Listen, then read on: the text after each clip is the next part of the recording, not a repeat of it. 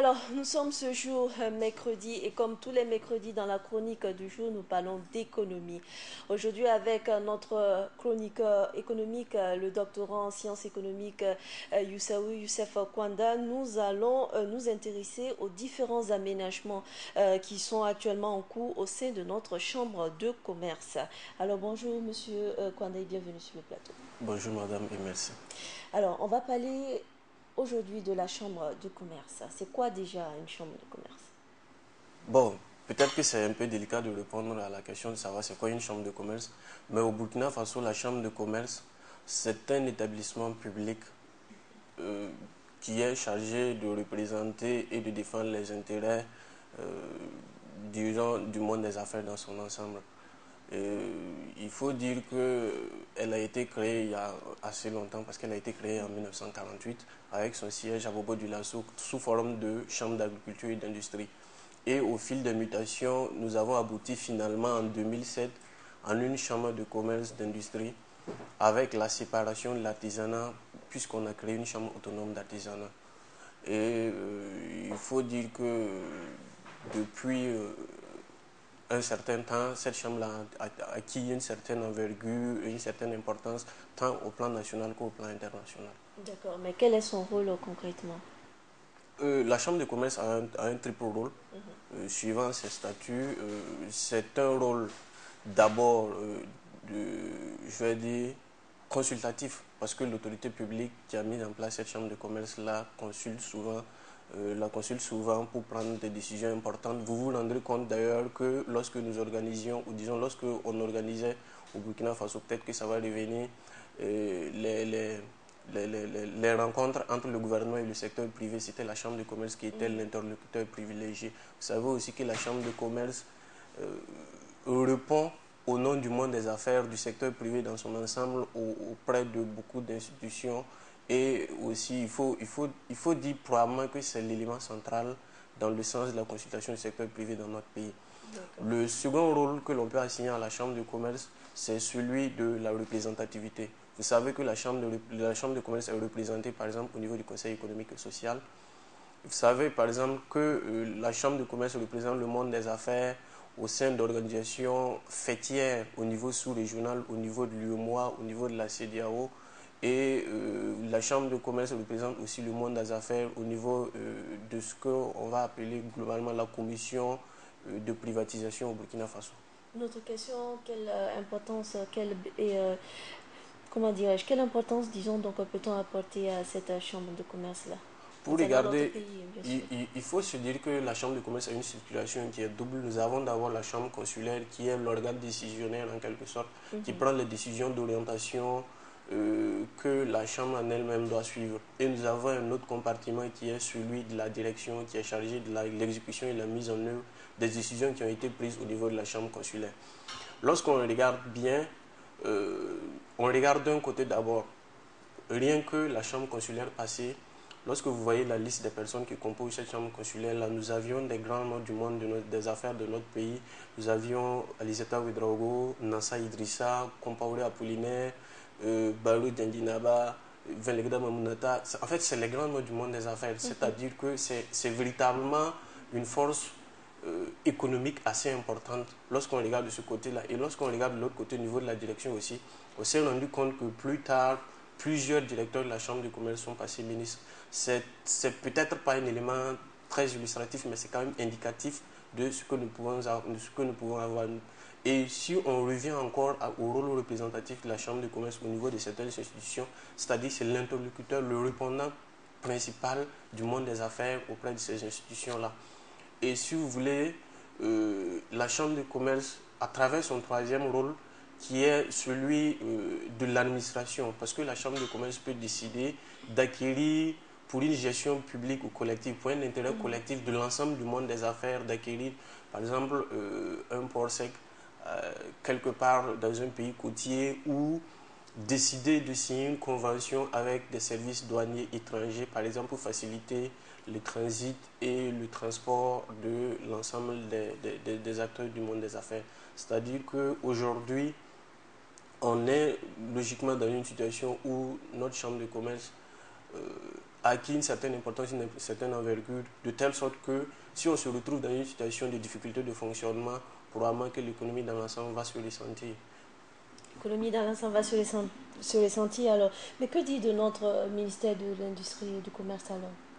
Quand on sait qu'on a un ministère en titre pour cela.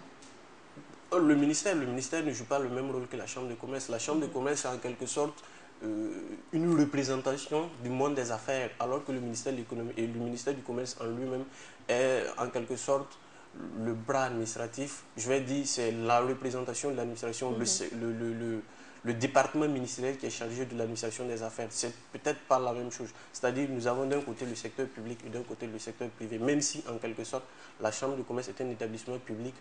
La chambre consulaire est une représentation du secteur privé. D'accord. Parlons actuellement, à présent de la situation actuelle de la Chambre de commerce. On sait qu'il y a plusieurs remous qui s'y passent. Pouvez-vous nous décrire cela un peu?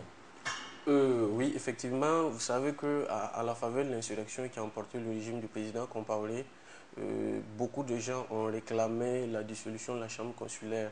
Et à l'époque, il s'agissait d'un collectif, je pense, des professionnels des services de l'industrie du commerce, je pense que c'est une appellation comme celle-là, qui avait réclamé et qui a obtenu en la date du 17 décembre 2014 la dissolution de la chambre consulaire. Et il y avait d'autres points de revendication qui étaient tels que l'impossibilité pour les anciens membres, les membres de la chambre consulaire qui avaient été dessous de se présenter. Ils avaient demandé un audit et j'en passe, un certain nombre de revendications par rapport à cette chambre-là. À la suite de la dissolution, le gouvernement de la transition a mis en place une sorte de, ce qu'ils appellent couramment une délégation spéciale qui est constituée de 5 membres. Je me souviens qu'à l'époque encore, les membres de ce collectif-là avaient décrié cette délégation spéciale tant dans sa composition que dans sa, pas dans sa gestion, mais dans les personnes qui sont représentées dans la délégation spéciale. Aujourd'hui encore, nous sommes plus ou moins dans une situation assez délicate. Je pense peut-être que la situation d'aujourd'hui est plus compliquée que celle qu'elle était antérieurement. Parce que dans le temps, c'est vrai qu'il y avait des revendications, mais ce n'était pas de cette nature-là. Parce que nous étions plus ou moins satisfaits après la sortie médiatique de cette délégation spéciale le 5 février, qui nous a fait comprendre que suite à la mission qui leur avait été assignée, qui était d'abord de gérer la chambre de commerce pendant cette période-là, qui est ensuite de réécrire les textes et enfin d'organiser les élections, les choses allaient bon train. Mais à la suite de cela, il y a le BREC, un collectif qui est sorti aussi, je pense que c'est le Bloc pour la Renaissance économique qui est sorti, médiatiquement aussi pour la mettre en contre-courant. Et en fait, la délégation... Chacun ne veut-il pas tirer la couverture de son côté concernant justement ces élections qui se préparent là-bas? Bon, nous n'en savons rien, mais je pense que peut-être logiquement, les membres qui font partie de cette délégation spéciale ne seraient pas candidats et peut-être que ça allait permettre de résoudre le problème. Mais je pense que là où le problème se situe principalement aujourd'hui, c'est que la délégation spéciale avait fait comprendre que l'élaboration de nouveaux textes avait été faite de façon participative.